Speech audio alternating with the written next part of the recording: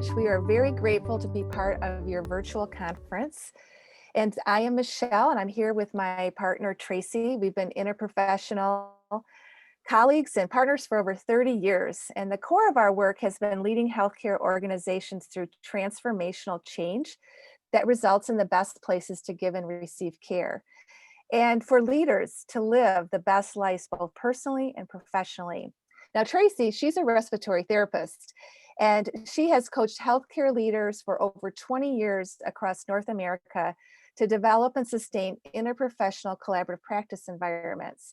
And she's also a doctoral candidate in interprofessional healthcare studies. And I am a nurse. I'm the immediate past president for the National Academies of Practice, which represents 14 different health professions to advance interprofessional care in the United States healthcare system. And I'm also a fellow in the American Academy of Nursing. So Tracy and I are co-founders of Missing Logic. We're a coaching and consulting company, and we are dedicated to helping healthcare organizations combat burnout and transform from the inside out by creating healthy healing work cultures. We also have a podcast called Healthcare's Missing Logic Podcast, which ranks 38 in the top 55 healthcare leadership podcasts. And so if you haven't listened to it, we hope you do. And today we're going to be introducing you to the work we do with healthcare leaders and our dynamic balance effect framework to live a joyful and resilient life.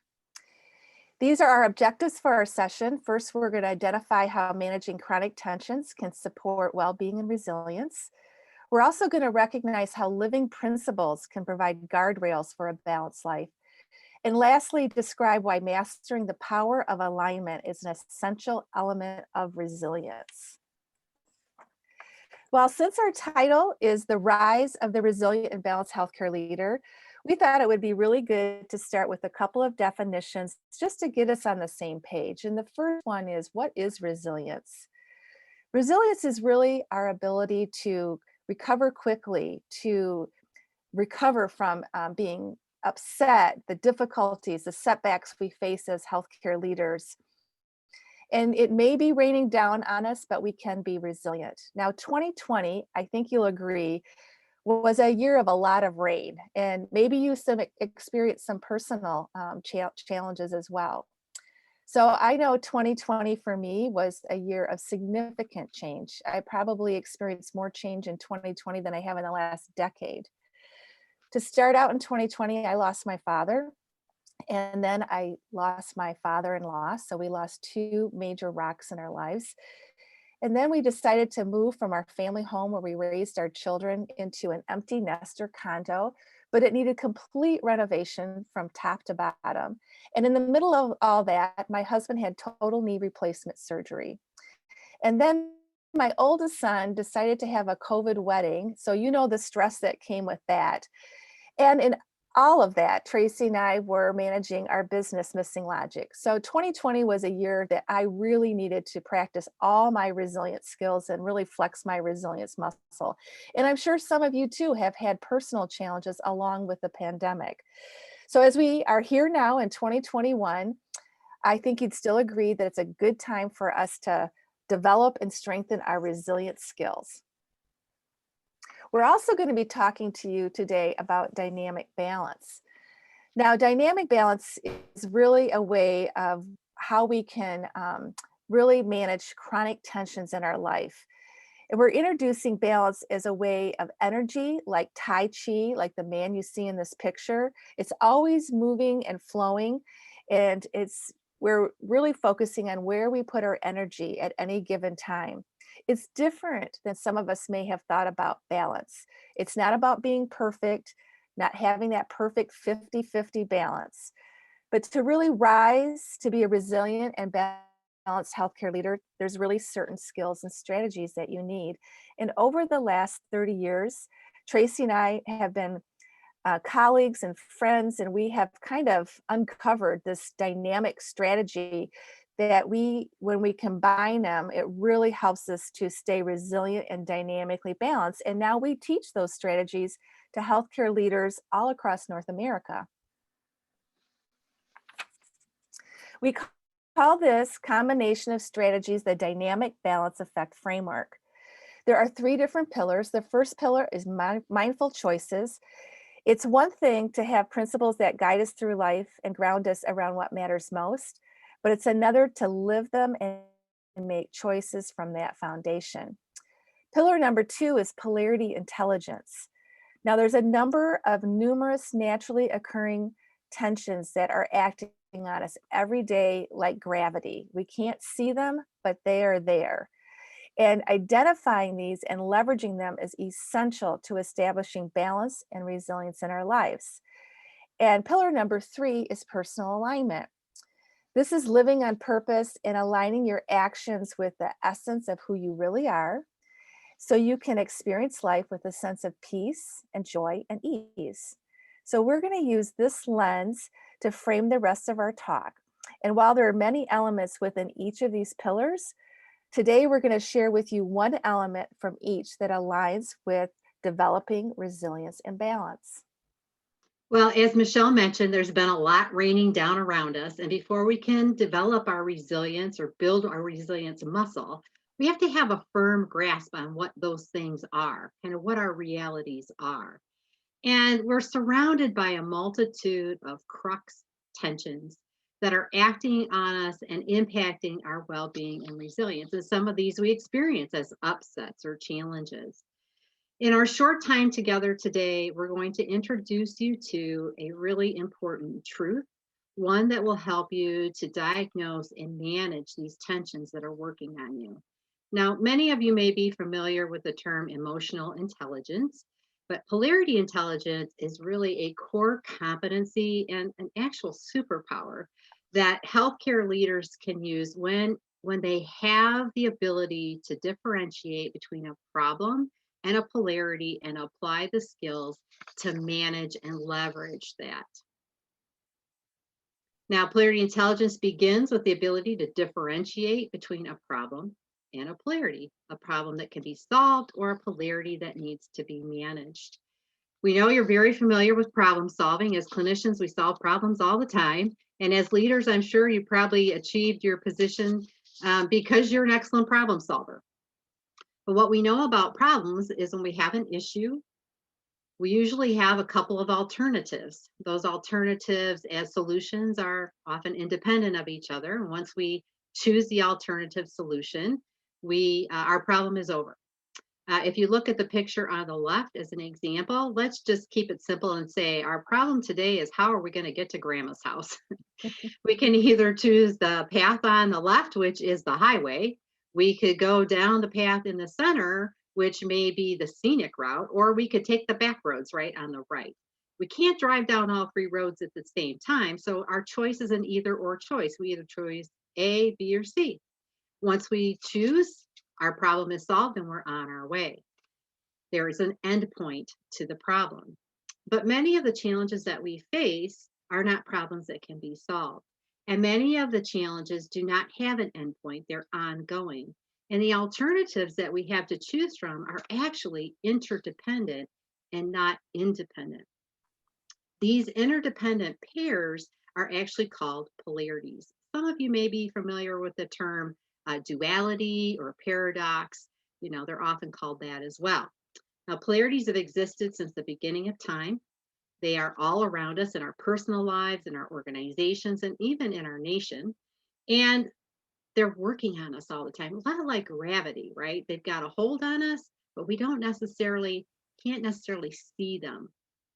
The symbol we're most familiar with when it comes to paradoxes is the symbol on the right, the yin yang symbol, right? This is a universal symbol, represents opposites that are bound together and separated by an energy force.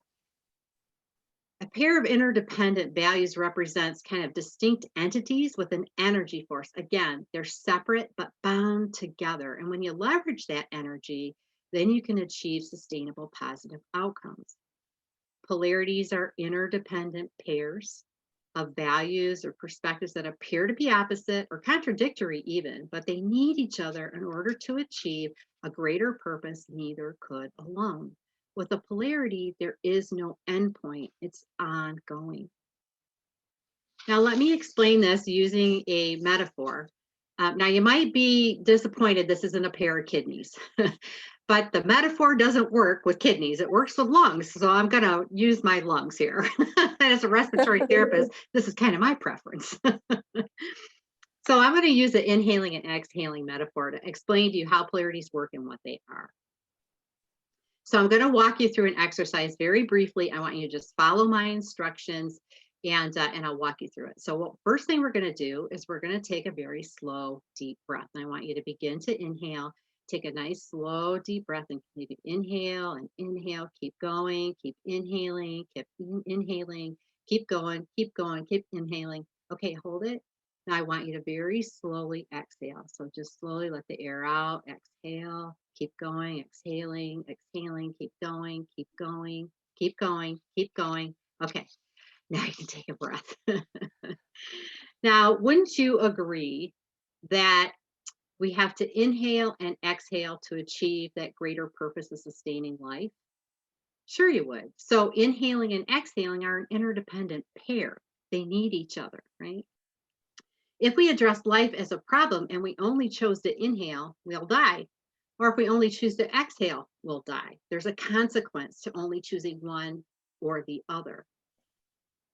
So we're fortunate that our bodies manage this polarity between inhaling and exhaling every day, and we don't even have to think about it. Thank goodness. Would you hate to walk through life going inhale, exhale, inhale, exhale? But every other polarity has to be consciously managed and leveraged, right? So did you feel that tension at the top of that inhalation? And did you feel the tension when we got to the end of the exhalation before I let you take another breath? Well, the reason you experienced that is when we inhaled, we initially experienced the positive benefits of inhaling, which is getting oxygen. But over time, we were neglecting to exhale. So we began to feel that neglect and the loss of the positive benefit of exhaling, which is the removal of the carbon dioxide. The same happened when we were in the exhalation. You got to feel that tension after you'd received the benefits of exhaling and removing the carbon dioxide. You started to experience the tension and the loss of the positive benefits of inhaling, which is receiving oxygen. So in order to manage this tension in between the two, because we have to do it consciously, we have to take actions to make sure that we're getting the positive benefits of both and experiencing very little of the negative consequences. Now, all polarities work the same way, and it's 100% predictable what's going to happen if you overemphasize one to the neglect of the other, just like with the inhaling and exhaling, right? You will experience negative consequences. It's also, you cannot choose one over the other. It's 100% guaranteed you will fail over time if you do. Both values are important, and it's a both and choice. Now, if you're like a lot of the healthcare leaders that we've been talking to, one of the major challenges that you're facing is the drive that you have to take care of others and at the same time continuing to take care of yourself. Some of you may even be experiencing survivor guilt, right? Supporting the front line during the surges and during the pandemic, but not actually being on the front line. And this is a big motivator and a driver for you to want to take care of your staff and your team. You want to show up, you want to be that cheerleader, you want to guide them through these difficult times, but you often do this at the expense of your own health and well-being. You may not or may not be starting to realize that taking care of self and taking care of others is a polarity. And if you want to be successful and achieve that greater purpose, you need to give attention to both. Notice the infinity loop between these two. That's the energy and the tension that's binding them together and yet also separating them. When we manage a polarity, we take the actions necessary to achieve both. So we take actions to achieve taking care of self and actions to take care of others. That's how we get the positive outcomes of both. In reality, if you choose both and you do both well, you'll get to that greater purpose, which in this case, right, is that we all thrive. The team thrives and you thrive. And we experience very little of the negative consequences. If we don't manage the tension, we will experience those consequences. And we know that because all polarities operate the same way. Now, there's great benefits to taking care of others. That's why we do it. And we're healthcare leaders, right? And we're healthcare clinicians. So it's in our DNA to serve, whether we're serving our team or serving our patients. And these are some of the attributes and the positive outcomes, right? We experience positive support. The staff experience support. When they're happy, everybody's happy, right? Strong workplace relationships are developed when you're there to support your team. When the staff are feeling good and capable and supported, then the quality of care improves as well. And we also know when they're working, they're efficient and effective, then productivity also improves. So these are all great positive benefits and outcomes that we want when it comes to taking care of others. But I'm going to ask you to pause for a second and I want you to think about this. What does it mean to over focus? What are the consequences of over focusing on taking care of others to neglect of your own needs? And what is this going to cost you in the long run? Because it's a polarity and all polarities work the same way, there's unintended consequences when we over focus on taking care of others to the neglect of ourselves. It's predictable, right? Because all polarities work the same way. We know that that energy is going to start to slide down and we're going to start to feel the negative consequences of overemphasizing taking care of others. Look at the energy loop. This is what happens over time after taking care of others and emphasizing that energy starts to drop down. That's why we feel those negative tensions and we begin to have more negative consequences than positive outcomes. And if you look to the left in the taking care of self, you're getting very little of the positive outcomes of taking care of self because you're neglecting yourself. So when we take care of others and we overemphasize that, here's some of the things that can happen. And just think about these and ask yourself, am I experiencing these? You begin to feel overwhelmed. You're unable to manage your own workload. You don't have the energy you need to meet expectations or to take care of others. You're not being a good role model, and eventually you even burn out. Now, when you manage and leverage the tension between these two, taking care of self and taking care of others, you're actually taking the actions necessary to get the positive outcomes of both. Doing that keeps you moving in kind of a virtuous cycle towards that greater purpose of thriving. Just think about it. If you're experiencing positive outcomes of taking care of self and taking care of others, just think how good that would feel, right? And how much more energy you'd have to take care of others and how energized you'd be by taking care of others. It just keeps that spiral going upwards towards that state of thriving. It's a dynamic flow, right? It's back to that dynamic balance. So yes, these are troubling times and the staff needs support, but never at the neglect of your own well-being. So this is where you kind of get that Tai Chi picture in your mind, right? Where you step into that dynamic flow, that dynamic balance, but never letting go of one to the neglect of the other, right? We give attention to both. And this supports your well-being because you're not spending a lot of time trying to solve a problem that's not solvable, right? You're also sustaining those positive outcomes. Just think of that positive energy just keeps building and building and building. And, you are in that virtuous cycle, right? Just like with the inhaling and exhaling, it just starts to happen naturally because you've got the action plan in place and you're experiencing a lot less tension and fear. Now, it's going to support your resilience as well because you can differentiate between a problem and a polarity and you don't waste your time trying to solve those problems. You actually know and recognize that this is a natural tension that's always going to be there. It's never going to go away, but you have the tools and the ability to manage that and leverage it. So you're working with the tension and leveraging the tension and energy versus it's working on you and dragging you down, right? It's that umbrella, keeping the rain from sucking you under. And the other thing here is that you just realize not all tension is bad. Not all tension means something's wrong. Some tensions are natural, and you have the ability to manage the tensions in your life. Now we're going to transition to pillar number 2 of the dynamic balance effect, mindful choices. And resilient and balanced leaders learn to live by principles and make choices from that foundation.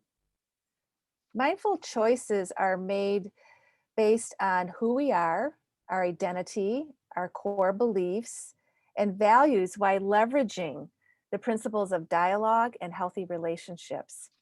These principles act as guardrails, right? They keep us from going off the edge and they keep us on the right path to be resilient and balanced. Today, we're going to explore the power of just one of these principles, and that is the power of your beliefs.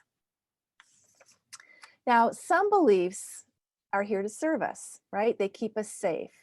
For example, we know fire burns us, so don't touch a fire. Sharp objects cut us, and we certainly know masks protect us.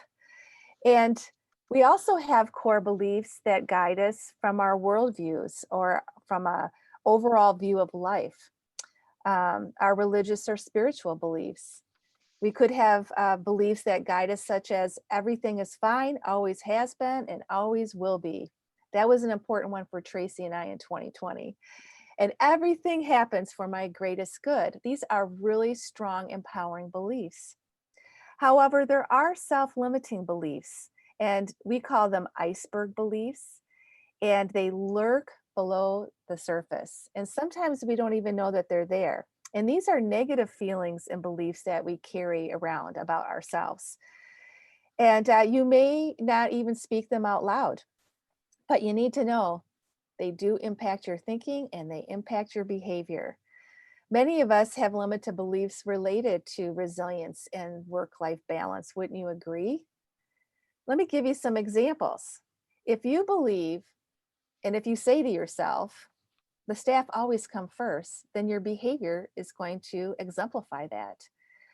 Or if you believe that as a leader, I always have to sacrifice, then your choices will automatically sacrifice your own needs. So it's really important to be aware of your beliefs so that you can make mindful choices, choices that are empowering. The third pillar of the dynamic balance effect is personal alignment, and it's focused on the power of being personally aligned with action-oriented aspects to live a life that's well-balanced and resilient. There are many elements in the pillar of personal alignment, but today we're going to focus on goals. When you align your values so that taking care of others and taking care of self with mindful choices or your beliefs that I have to take care of myself in order to take care of others. Align that with your purpose, your strengths, your vision, your goals, and your habits. Then it reduces the tension that you experience, right? The stress you experience. You have this positive experience and you experience a lot less of the unintended negative consequences in your life. And you leverage that energy and tension rather than having it work on you. And when you have clarity and alignment between your purpose, your strengths, your vision, your goals, and your habits, right, then your outlook on life is bright and full of hope. Who couldn't use more hope right now?